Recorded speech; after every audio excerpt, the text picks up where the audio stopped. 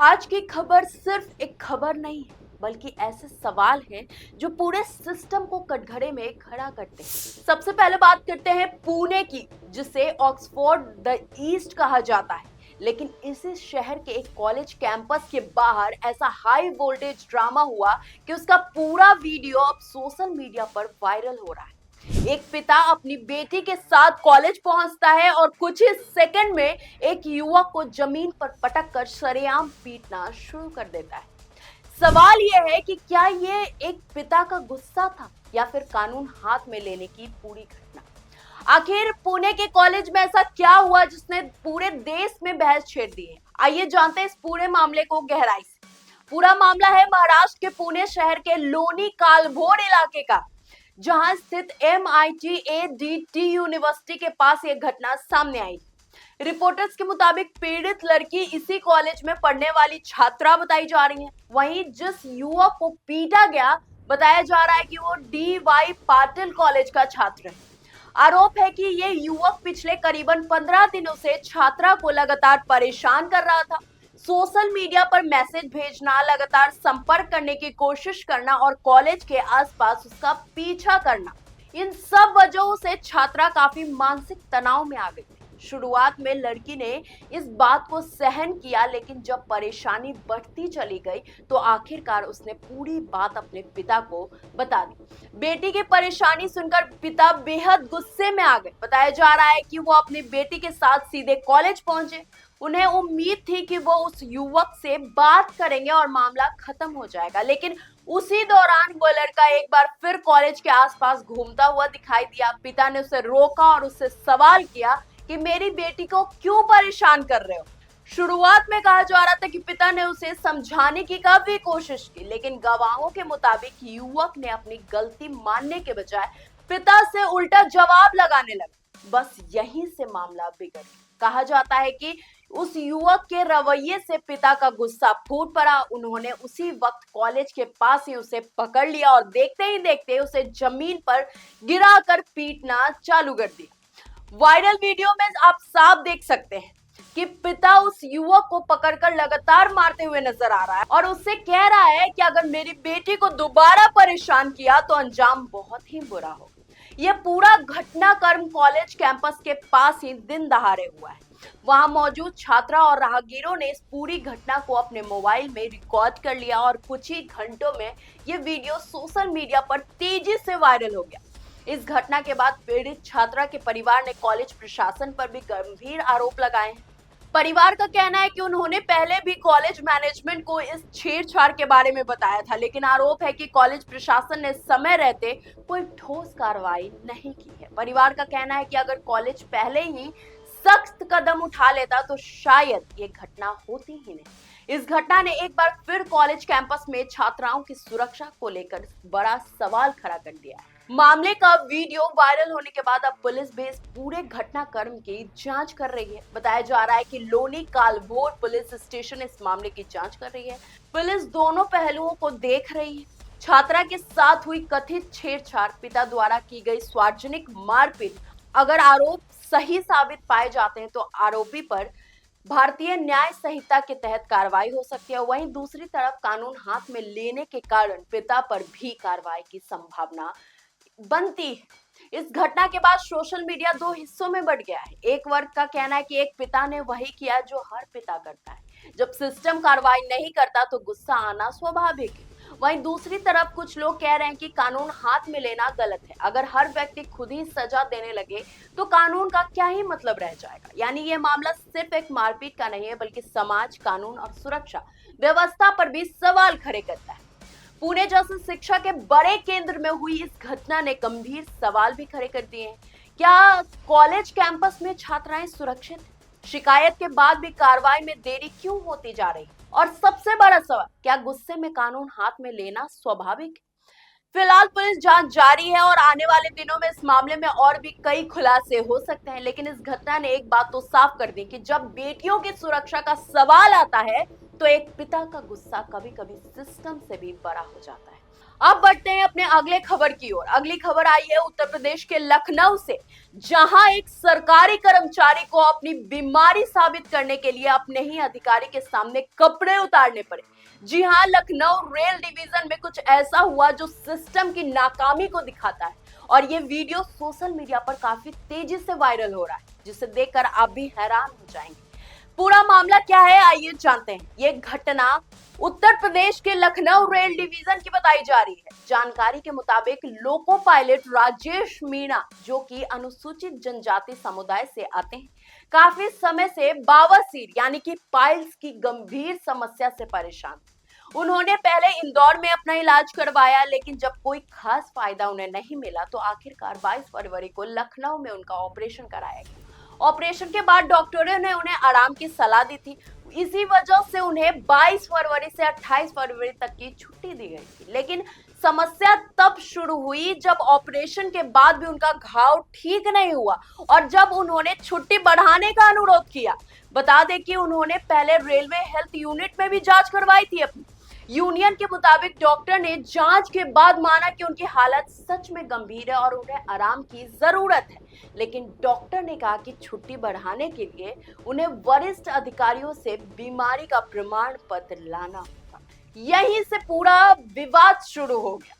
अधिकारी से विवाद हुआ। बताया जा रहा है कि राजेश मीणा ने पहले क्रू कंट्रोलर से संपर्क किया और फिर मुख्य चालक दल नियंत्रण यानी कि सीसीसी रतन कुमार से मुलाकात की। उन्होंने अपनी बीमारी साबित करने के लिए कई मेडिकल दस्तावेज दिखाए। इसमें शामिल थे lab report, CBC test, glucose report, hepatitis screening, doctor के पर्चे और घर पर की गई ड्रेसिंग की पट्टियां। लेकिन यूनियन का आरोप है कि इसके बावजूद अधिकारी संतुष्ट नहीं हुए और छुट्टी देने से इनकार कर दिया। मजबूरी में उन्हें कपड़े उतारने पड़ गए। यहीं से मामला बेहद संवेदनशील हो गया। यूनियन के मुताबिक जब बार बार अनुरोध के बाद भी छुट्टी नहीं मिली तो हताश होकर लोको पायलट ने अपने अधिकारी के सामने अपने पैंट उतार दी और ऑपरेशन का घाव दिखाया। बताया जा रहा है कि उस समय उनके कुछ सहकर्मी भी वहां मौजूद थे और उन्होंने इस पूरी घटना का वीडियो रिकॉर्ड कर लिया। यह वीडियो बाद में रेलवे कर्मचारियों के व्हाट्सएप ग्रुप में तेजी से फैल गया, जिसके बाद कर्मचारियों में काफी आक्रोश देखने को मिला। यूनियन का बयान भी सामने आया है इस मामले पे all India local running staff association AILRSA ने रेलवे प्रशासन पर गंभीर आरोप लगाए। AILRSA के महासचिव केसी जेम्स ने इस घटना को बेहद शर्मनाक बताया है। उनका कहना है कि यह बेहद दुर्भाग्यपूर्ण है कि एक लोको पायलट को मेडिकल लीव लेने के लिए अपने वरिष्ठ अधिकारी के सामने पैंट उतारनी पड़ी। उन्होंने कहा कि लोको पायलट दिन रात काम करके लाखों यात्रियों को उनके गंतव्य तक पहुंचाते हैं, लेकिन बदले में उन्हें इस तरह का व्यवहार मिलना बेहद दुखद है। यूनियन नेताओं के अनुसार जब स्थिति ज्यादा गंभीर हो गई तो लोको पायलट ने अपने समुदाय के एक मजदूर नेता से संपर्क किया। उस नेता ने रेलवे के वरिष्ठ अधिकारियों से बात की। इसके बाद जाकर आखिरकार राजेश मीणा को मेडिकल लीव दी गई, लेकिन तब तक ये मामला सोशल मीडिया पर फैल चुका था। इस मामले पर जब मीडिया ने सुनील कुमार वर्मा, जो कि लखनऊ मंडल के रेलवे प्रबंधक बताए जा रहे हैं, उनसे संपर्क किया तो तत्काल कोई आधिकारिक प्रतिक्रिया सामने नहीं आई। यानी अभी तक रेलवे की ओर से इस घटना पर कोई स्पष्ट बयान सामने नहीं आया, जिससे कर्मचारियों में नाराजगी देखने को मिली है। रेलवे कर्मचारी के कई ग्रुप में ये वीडियो वायरल होने के बाद काफी नाराजगी देखी जा रही है। कर्मचारियों का कहना है कि अगर एक लोको पायलट को अपनी बीमारी साबित करने के लिए इतनी बेइज्जती झेलनी पड़े, ये सिस्टम की बड़ी खामी है। यूनियन ने इस सवाल में सीसीसी रतन कुमार के खिलाफ कड़ी कार्रवाई की मांग भी की है। यह घटना कई बड़े सवाल खड़े करती है कि क्या रेलवे कर्मचारियों के मेडिकल मामलों को सही तरीके से संभाला जा रहा है? क्या अधिकारियों का रवैया कर्मचारियों के प्रति संवेदनशील है? और क्या एक कर्मचारी को अपनी बीमारी साबित करने के लिए इस हद तक जाना चाहिए? फिलहाल ये मामला रेलवे कर्मचारियों के बीच बड़ी चर्चा का विषय बना हुआ है। अगर यूनियन की मांग पर कार्रवाई होती है तो आने वाले समय में इस पूरे मामले में और भी बड़े खुलासे हो सकते हैं। लेकिन एक बात तो साफ है कि किसी भी कर्मचारी को अपनी बीमारी साबित करने के लिए इस तरह की स्थिति का सामना करना पड़े तो ये पूरे सिस्टम के लिए गंभीर सवाल खड़े करता है। अब अगली खबर आ रही है उत्तर प्रदेश के बुलंदशहर से, जहां एक नाबालिग लड़की का अपहरण कर उसके साथ गैंग रेप किया गया है।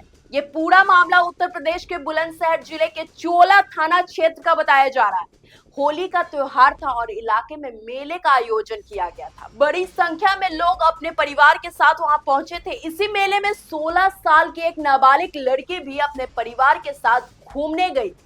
उसके साथ उसकी भाभी और परिवार के अन्य सदस्य भी मौजूद थे, लेकिन किसी को अंदाजा भी नहीं था कि खुशियों का ये दिन कुछ ही देर में एक दर्दनाक हादसे में बदल जाएगा। अब बात करते हैं कि कैसे हुआ अपहरण। परिजनों के मुताबिक घटना 4 मार्च की शाम करीबन 6:30 की बताई जा रही है, जब लड़की मेला देखकर अपने परिवार के साथ वापस घर लौट रही थी। उसी दौरान 2 युवक अचानक कार लेकर वहां पहुंचते हैं। बताया जा रहा है कि आरोपियों ने लड़की को निशाना बनाया और उसे जबरन कार में खींच लिया। सब कुछ इतना अचानक हुआ कि आसपास मौजूद लोग कुछ समझ ही नहीं पाए और लड़की को लेकर वो आरोपी मौके से फरार हो गया। परिजनों के अनुसार आरोपी लड़की को कार में बैठाकर एक सुनसान जंगल की तरफ ले गए। वहां पहुंचने के बाद आरोपियों ने बारी बारी से उस नाबालिग के साथ रेप किया। इतना ही नहीं, जानकारी के मुताबिक वहां एक और गाड़ी भी मौजूद थी जिसमें आरोपियों के 2 और साथी थे। बताया जा रहा है कि दूसरी कार में सवार युवकों ने भी लड़की के साथ रेप करने की कोशिश की। दरिंदगी करने के बाद आरोपी लड़की को वहीं छोड़कर फरार हो गए। घटना के बाद पीड़िता किसी तरह अपने घर पहुंची और अपने परिजनों से पूरी घटना बताई। ये सुनते ही परिवार के लोगों के पैरों तले जमीन खिसक गई। इसके बाद परिजन तुरंत पुलिस के पास पहुंचे और पूरे मामले की लिखित शिकायत दर्ज कराई। परिजनों की शिकायत के आधार पर पुलिस ने तुरंत केस दर्ज कर लिया। इस मामले में पुलिस ने 4 लोगों के खिलाफ मुकदमा दर्ज किया है। इसमें से 3 आरोपी की पहचान हुई है। एक है दीपांशु यादव, दूसरा है प्रिंस यादव, तीसरा है सुनील यादव, जबकि एक आरोपी अभी भी अज्ञात बताया जा रहा है। उसकी अभी जांच चल रही है। पुलिस ने तेजी से कार्रवाई करते हुए 3 नामजद आरोपियों को गिरफ्तार कर लिया है, जबकि चौथे आरोपी की तलाश अभी भी जारी है। घटना के बाद पुलिस ने पीड़िता को जिला अस्पताल भेजा है, जहां उसका मेडिकल कराया जा रहा है। अब पुलिस मेडिकल रिपोर्ट का इंतजार कर रही है, जिसके आधार पर आगे की कानूनी कार्रवाई की जाएगी। साथ ही पुलिस आरोपियों से पूछताछ कर रही है कि ताकि पूरे मामलों की सच्चाई सामने लाई जा सके। इस मामलों में पीड़िता के परिवार ने पुलिस पर भी लापरवाही का आरोप लगाया है। परिजन का कहना है कि अगर इलाके में सुरक्षा व्यवस्था बेहतर होती तो शायद ये घटना टाली जा सकती थी।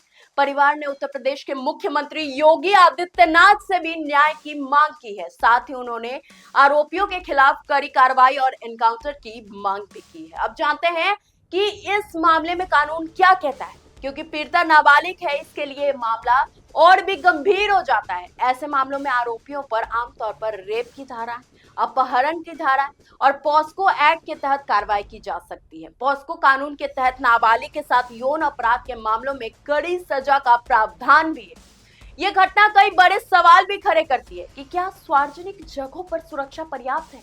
मेले जैसे आयोजन में सुरक्षा व्यवस्था क्यों कमजोर रहती है और आखिर कब तक बेटियां इस तरह घटनाओं का शिकार होती रहेंगी? ऐसी घटनाएं सिर्फ एक परिवार को नहीं बल्कि पूरे समाज को झकझोर देती है। फिलहाल पुलिस मामले की जांच कर रही है और चौथे आरोपी की तलाश अभी भी जारी है।